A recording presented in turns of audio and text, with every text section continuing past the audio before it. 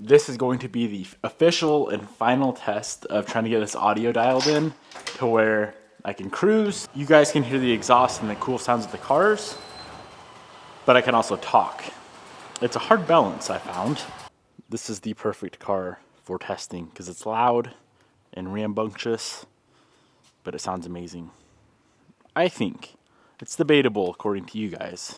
She's on ethanol now, so it sometimes takes a little bit longer to fire. That's not bad, right? I hope you guys can hear me fine. Today should be the day the motor is back in the car, in the Evo, for the final freaking time, man. I'm so fed up, you could say, with this car right now. I just want the thing done, but obviously you can't rush it, otherwise you're gonna have issues. So the entire engine's complete. I hope you guys enjoyed yesterday's video. That ASMR, I guess you'd call it, style of video. It took forever to film, man. We had to set up microphones everywhere, and it just took so long. But yeah, the motor's done. We just gotta get the accessories back on it. Turbo kit. I'll probably do the intake manifold in the car, so on and so forth. Everything on the serpentine belt side, AC compressor, alternator, water pump.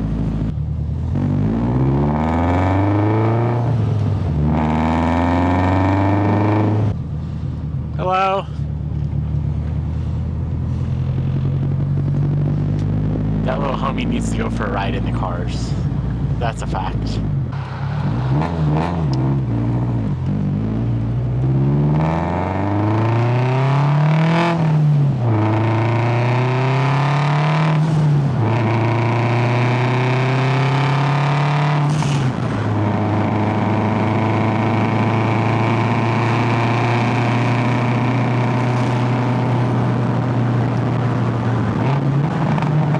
In other news, I started doing the carnivore diet again, if you guys happen to care. Well, I know some of you guys care because we talk on Instagram, but I did the carnivore diet last time, I would say for like, was it 50 or 60 days? And then we went to Hawaii. I think that's around the time I stopped. Obviously when you're on vacation and you only eat steak, it gets a little spendy, so I did not do it in Hawaii. And then shortly after we flew down to get the NSX, and on a road trip you can't really just eat steak. Ooh, look at this E30. That thing is sick. I would love me an E30 M3. If anyone wants to borrow me about 100 G's for a clean one, that'd be great.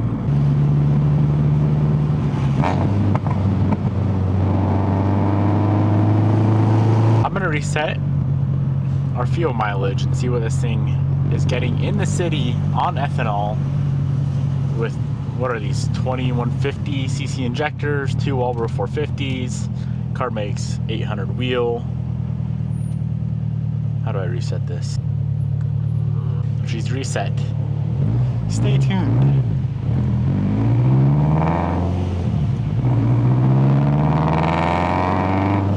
It would probably help if I didn't drive like an imbecile.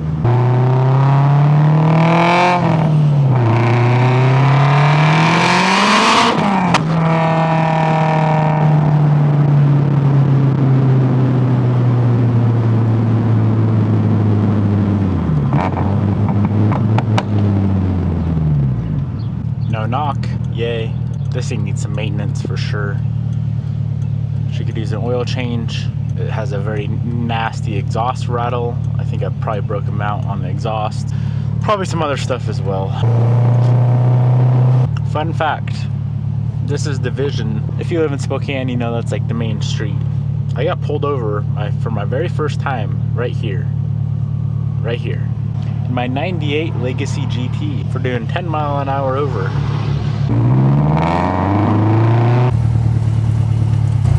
Hello, Devin. What's up, Jimmy? Did you shave your beard off? Yeah? You look so handsome. Thanks. Oh. Well, that's a good one.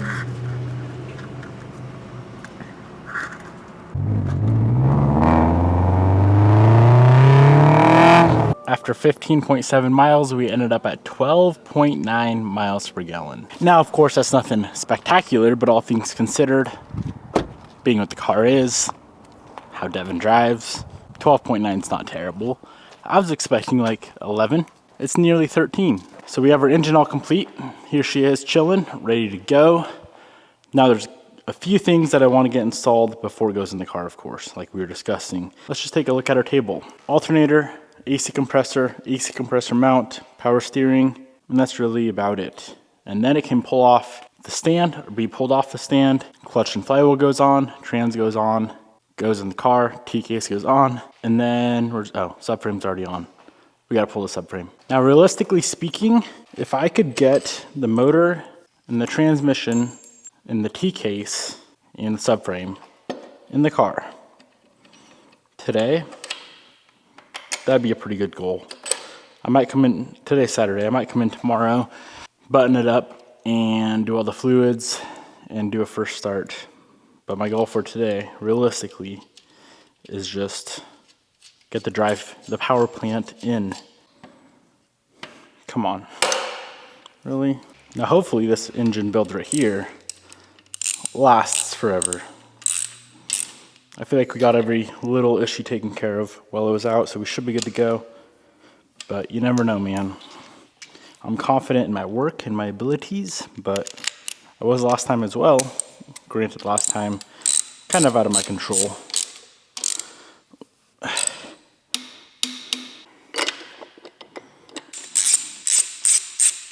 A lot of this external stuff like we're doing right now, I personally don't really see a need to bust out the torque wrench. You know, whether it's a 5 mil thread or 6 mil thread or 8 mil or 10 mil, or even a big, like the bigger stuff, a 12 mil, all the subframe stuff, I'll use a torque wrench on. But stuff like this, man, you kind of get a rough idea, or a pretty good idea actually, after doing this for a few years, of how tight things should go. Let's make a guess. I'm guessing these bolts go to, this is actually gonna be funny. I'm gonna say these bolts go to 40 foot-pounds. I'm gonna tighten them by hand and see what they're at. Watch me be way off. There's this whole entire spec sheet on norcalmotorsports.org with all of the torque specs on Evo 8, so that's pretty handy. I was off. 33 foot-pounds is what it shows. I have my torque wrench set to 30 foot-pounds right now. Okay, it's at least 30. Let's do 33. Okay, moved a little bit. It's somewhere between 30 and 33. That one's good. That one's good. It ain't 40, so these two on the side were between 33 and 40, maybe over torqued by a foot-pound. So that's what I mean. Is there a sense in busting out the torque wrench and spending another couple hours torquing every little bolt? In my opinion, not really.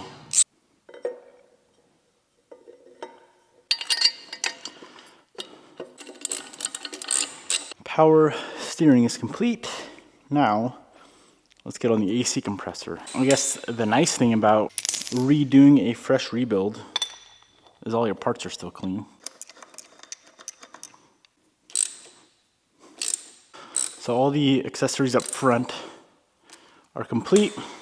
We have our balancer. I debated picking up a ATI, but I didn't. So here we are. Stuff like this I'll definitely torque down and mark with the paint pen just to make sure it didn't move on us. Tensioner for the serpentine belt. We have our idler, which plops here, and the water pump pulley. Lastly is the serpentine belt itself.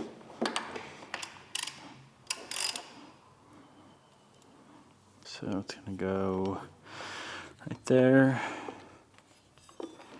up there. The big crank pulley bolt in the center goes to 123 foot-pounds. That usually needs to be torqued while the motor's in the car and on the ground and whatnot. But these outer ones go to 20 foot-pounds.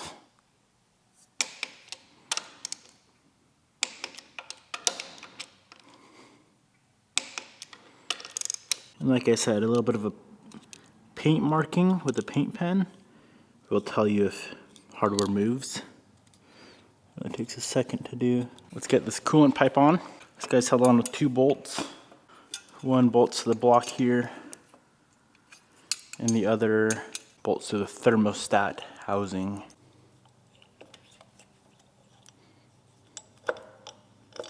You wanna know what I can't stand? I'm gonna go on a little rant here. People. Let me just tell you a story. I was cruising today in the STI, of course, and I wave at this person, and they're driving a nice little vehicle, a little Honda, you know? And I'm like, that's a clean little Honda. But I wave at them, and they just like look at me and give me the look of like, that's a Subaru, and it's not the same make as my car, so it's not cool. So I'm not gonna like be cool toward them, you know? I can't stand that kind of stuff. Like if a car guy waves at you, be respectful and just do a little rant over.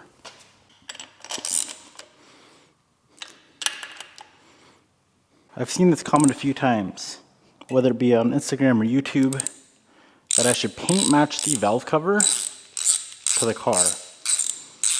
I think it would have to be painted so it was a perfect match, because I don't think powder, maybe we could get it really, really close with powder. What do you guys think? Comment below. Should we do it or leave it gray? All right, taking a little look at our parts pile here. None of this can go on. None of this can go on. I'm gonna go ahead and do the turbo kit while the motor's out of the car. It's just gonna make life a little bit easier, and we need to reassemble our turb ski anyway. I talked to AGT. They don't have any of these cartridges in stock anyway, so what he suggested is just flush it out with mineral spirits or acetone, or in my case it's gonna be reducer for painting. Flush it out, re-lube it, should be good to go.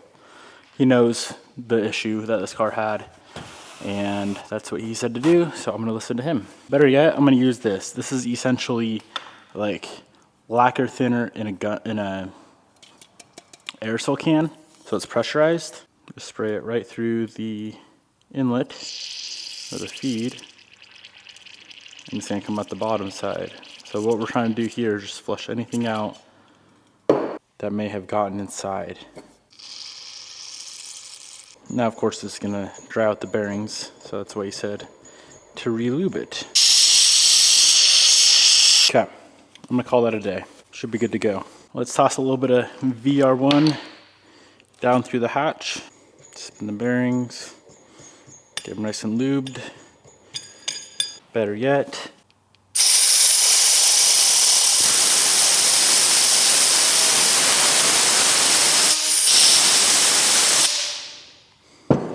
good to go.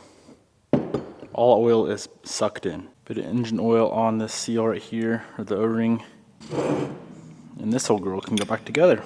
I feel much more confident that the builder of this turbo said this should be good. So the charger itself is complete. Now we just gotta get the other little exhaust goodies on. So there is the O2 dump, which goes to the downpipe, the manifold, and we should be able to get on the engine.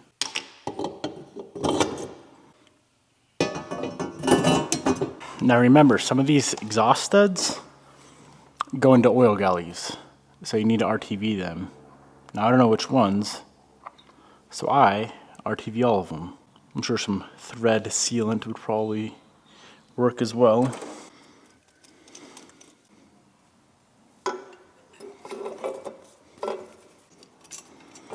Turbo kit's all finished up. Now if you watched yesterday's video, you would have seen that we did the Kigley crank trigger, and along with the Kigley crank trigger, you modify your cam trigger. So typically there'll be that small tooth there and a big tooth on the bottom. You lop the big tooth off, so now it's a single tooth cam. and a 12-1 crank. And the reason for that is we are trying to resolve the Haltech sync issues, and I'm thinking that should do the trick. There's a lot of stuff in the Haltech settings that we're gonna have to adjust, but that is not a big deal. All right, my friends. What's up, man? I appreciate that, man. What's your name? Corey. Corey, good to Nice meet you, man.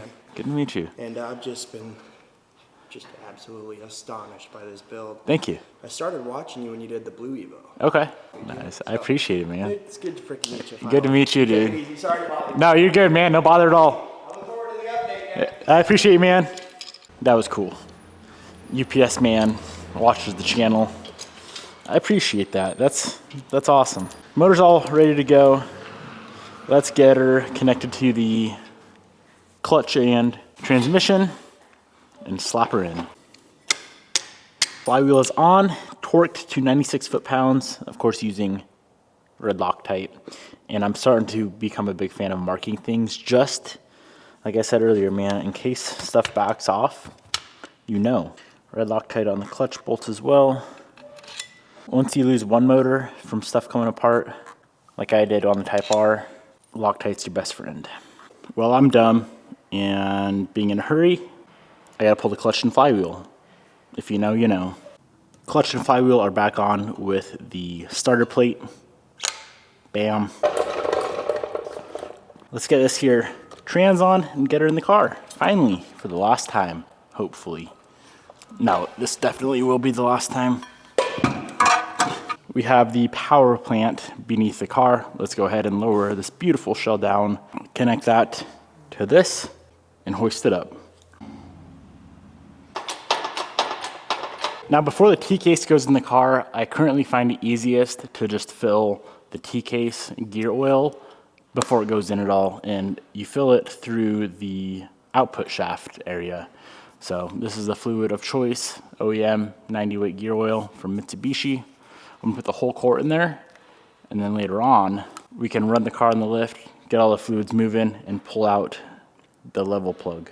Let's see if my idea works. I left the drive shaft in the car so that we can connect the drive shaft like so. And now, when we put the T-case in and tilt it back, we don't lose our gear oil out of the T-case.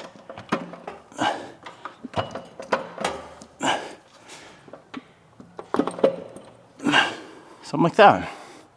All right, it worked well. Nice.